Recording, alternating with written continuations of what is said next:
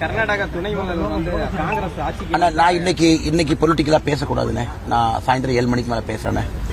எனக்கு ஒரு சொன்னது நிறைய கோபம் இருக்கு. பட் நான் பேசினது வயலேஷன் ஆகும். தொடர்ந்து கோவையில பணப்பட்டோட ஜிபே மூலமா பாஜகவினர் பண்ணிருக்காங்கன்னு திமுகவினர் குற்றம் சாட்டுறாங்க. நான் இந்த முழு தேர்தலும் கூட மிக மிக நேர்மையாக நடத்தியிருக்கின்றேன். மிக மிக நேர்மையாக. திராவிட முன்னேற்ற கழகத்தை பொறுத்தவரை உங்களுக்கு தெரியும், பணத்தை வைத்து கோவையை வென்று விடலாம் என்று கொண்டிருக்கின்றார்கள்.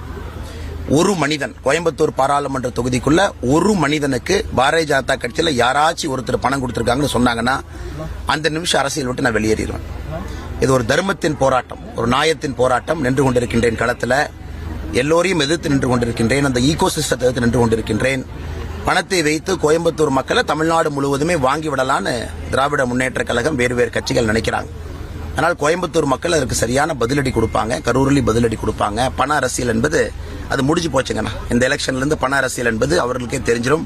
அது வேலைக்கு ஆகாது. 5 ஆண்டுகளுக்கு ஒரு முறை தேர்தலுக்கு ஒரு நாள் முன்னாடி வந்து லைட் ஆஃப் பண்ணிட்டு பணம் கொடுத்தா ஓட்டு போடுவாங்கன்னு. ஆனால் நீங்க பாப்பீங்க, இந்த தேர்தலை முழு நேர்மையாக வெளிப்படையாக அறம் சார்ந்து நடத்தி இருக்கின்றோம்.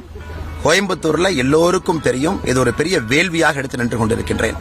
அதனால Dravida Munnetra Kazhagam intelligence, DGP, chief secretary, IAS officer, IPS officer யாராச்சும் ஒருத்தவங்களை இன்னைக்கு சாயந்தரம் 7 மணிக்குள்ள கொண்டு வந்து உங்களுக்கு விடுகின்றேன்.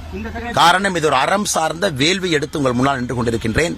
இந்த அறம் ஜெயிக்க வேண்டும். அதனால் நிச்சயமாக மக்கள் நல்லவர்களுக்கு வாக்களிப்பார். இந்த மாற்று கருத்தும் இல்லை. 81,000 பாஜக நிர்வாகிகள் 2 பேர் அரெஸ்ட் பண்ணிருக்காங்க போலீஸ். பணப்பட்டுவாடை செஞ்சதுதான் சொல்லி அதுவும் அப்புறம் பூத் ஸ்லிப், ஓட்டர் ஸ்லிப்போட சேர்த்து தான் அரெஸ்ட் பண்ணிருக்காங்க. அதான் நான் சொல்றேன்னா, எந்த வாக்காளனை வேண்டுமானாலும் கொண்டு வந்து நிறுத்துங்க. எந்த வாக்காளரை வேண்டுமானாலும்.